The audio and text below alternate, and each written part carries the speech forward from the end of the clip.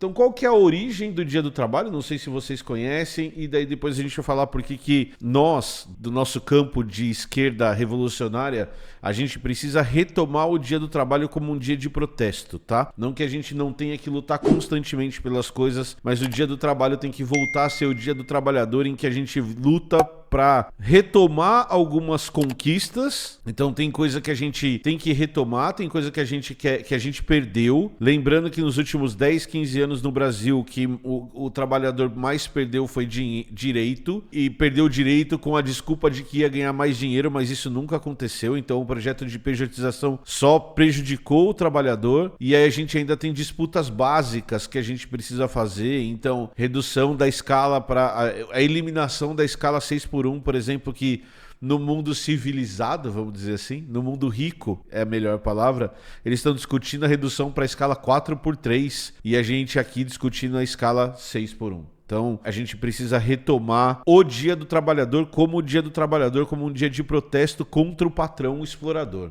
Tá? Por que a gente escolheu, por que a sociedade escolheu, e a gente já vai falar da Internacional Socialista, por que a Internacional Socialista escolheu o dia 1º de maio? Em primeiro lugar, a gente tem que lembrar que a Internacional Socialista tem o nome internacional porque ela visava juntar todos os partidos socialistas e os trabalhadores do mundo inteiro numa luta por uma mudança e por uma luta contra o capitalismo. Então, quando a gente fala de uma data baseada no que aconteceu nos Estados Unidos, isso acontecia com frequência e é normal a gente discutir isso. No dia 1º de maio de 1886, os trabalhadores nos Estados Unidos, mais especificamente em Chicago, estavam protestando, eles estavam fazendo uma greve e protestando contra a jornada de horas de 14 horas, o dia de trabalho com 14 horas de jornada de trabalho, certo? Então começou a acontecer uma série de organizações de trabalhadores, e essas organizações de trabalhadores estavam protestando contra essa jornada extenuante de trabalho. E aí o que aconteceu foi que nesse dia aconteceu uma disputa com a polícia conhecida como a tragédia de Haymarket ou Haymarket, em que a polícia se voltou contra os trabalhadores. Então, a desculpa que a polícia usa, e a desculpa que a polícia sempre usa para usar violência contra o povo que eles deveriam, por princípio, proteger, apesar da gente saber que isso não aconteceu, é que teve a explosão de uma bomba, e aí a polícia se deu o direito de se voltar contra os trabalhadores. Nesse momento, a polícia prendeu um monte de gente, as pessoas foram condenadas. Então, 8 trabalhadores foram acusados de conspiração, 7 foram condenados à morte e outros vários a 15 anos de prisão, além de 4 mortos no ato da polícia. Então foi um momento em que trabalhadores foram atacados pela polícia por tentar lutar pelos seus direitos, tá? Uma coisa que é importante a gente lembrar é que o vice-presidente da República do Brasil, e a gente não vai esquecer isso, por mais que ele esteja num governo um pouquinho mais à esquerda, de centro-esquerda agora, ele já, por exemplo, mandou a polícia bater em professores que estavam protestando contra salários baixos que o Estado estava pagando. É sempre importante a gente lembrar que um vereador do PL ontem, na Câmara dos Deputados, numa discussão de greve de professores, estava lá chamando os professores de vagabundos e falando que eles deveriam ser ou demitidos ou obrigados a voltar a trabalhar. Então a gente precisa lembrar que o Estado, do jeito que ele é construído hoje, ele está principalmente voltado para defender os direitos burgueses, porque a gente vive numa democracia burguesa. A gente se preocupa muito mais com o vidro do banco do que com o trabalhador que está lá dentro do banco, certo? Então, esse momento em que a polícia se voltou com os trabalhadores, ele é escolhido pela Internacional Socialista em 1889 como uma data de luta. Não é uma data de comemoração desde o início, é uma data de luta e de revolta contra o uso da força do Estado para defender direitos de burgueses e não direitos dos trabalhadores. E uma coisa que é super importante, que você vê pesquisadores de vários lugares, como por exemplo da USP, da Unicamp, que discutem que principalmente no Brasil, a partir da ditadura militar, o que acontecem 2 fenômenos. O primeiro fenômeno, diminuição da força dos sindicatos, que acontece na ditadura militar, vai ser reconstruída na década de 80 e que vai ser destruída de novo depois dos anos 2000. Então é a destruição da força dos sindicatos. Então os sindicatos, como defensores dos trabalhadores, são vistos pela ditadura militar como algo comunista demais, socialista demais, ou seja, perdem a sua força. E a ressignificação do 1º de maio, que deixa de ser esse dia, pelo menos para a ditadura militar, esse dia de disputa, esse dia de luta, para ser o dia de comemoração do trabalho. Então os governos militares, eles passam a fazer eventos em que o trabalho é exaltado e a luta ela se perde, tá? Então você tem o esvaziamento do significado do dia do trabalho. Inclusive com a mudança do nome. Então, o nome deixa de ser Dia do Trabalhador para ser Dia do Trabalho. Na década de 80, os sindicatos voltam a crescer no Brasil inteiro. Então, agora falando mais de Brasil, então os sindicatos voltam a crescer. O sindicato volta a crescer tanto que a gente tem um presidente do Brasil hoje, no seu segundo ciclo de mandatos, que foi um dos maiores sindicalistas do Brasil, uma pessoa muito importante politicamente, principalmente na luta da década de 80 pelas eleições diretas, em que ele era muito mais socialista do que ele é hoje. Então ele teve que dar um abrandamento no discurso e no comportamento dele para ele conseguir virar presidente da República, para ele ficar aceitável para ser presidente da República.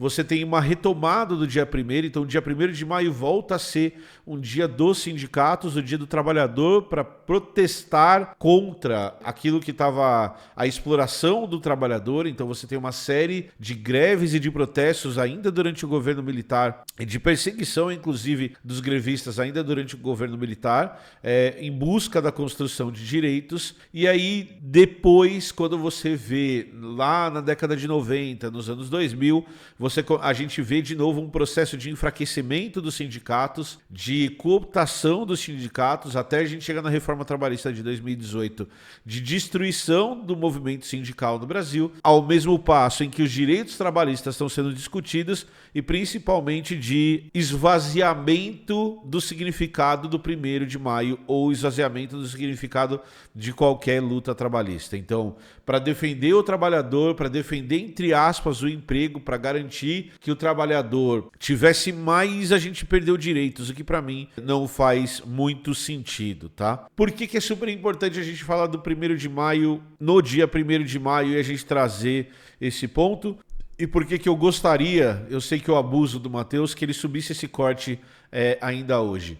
Porque a gente está numa luta ferrenha pelo trabalhador de novo, para garantir direitos básicos do trabalhador de novo, como, por exemplo, garantir direito a descanso. Então, a escala 6x1 é um absurdo.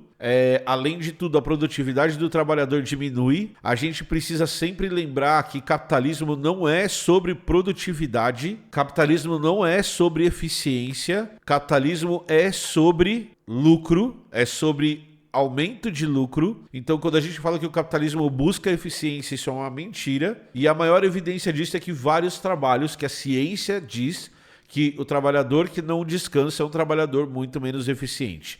Então, por que os empresários defendem isso? Porque o capitalismo ele não visa em nenhum momento ser eficiente.